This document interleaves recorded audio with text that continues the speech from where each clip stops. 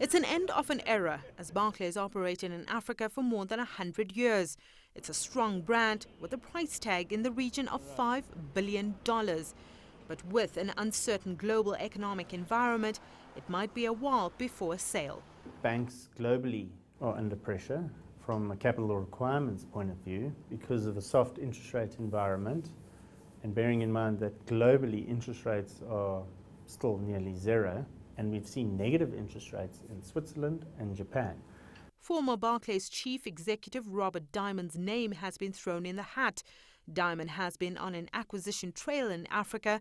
Barclays' expansion occurred under his watch. He was bullish on Africa then and remains so today. But can his company, Atlas Mara, afford an acquisition of this size? Bob Diamond, I think, would have a lot of interest in this, but if you have to look at it, you're talking about, I think the market cap of Atlas Mara in Rand terms is about 5 billion Rand. You're talking about a price tag of 80, 90 billion Rand for the 62% stake. And then you've only bought the stake.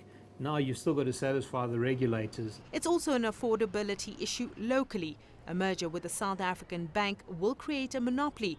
But state investment firm, the Public Investment Corporation, has said it's keen to raise its 6% stake in Barclays Africa. They could step into the breach, but they're probably mandated not to own more than, say, the mid-teens, which probably takes care of like 10%.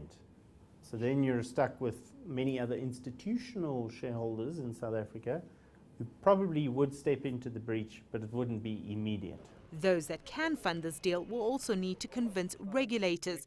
South African banking authorities can be stiff on the detail. If it has to be sold, I think, like the Registrar of Banks and the Reserve Bank, they're going to say, it's not as though you're selling a little industrial company or a retailer or something.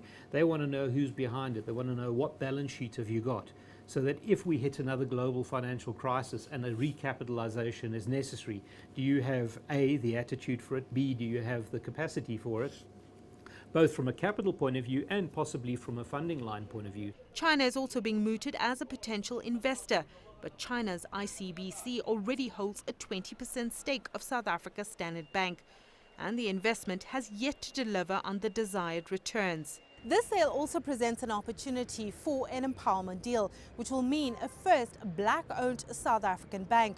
Whoever it is, Barclays may have to be patient before it can exit the continent. Sumitra Nydoo, CCTV, Johannesburg.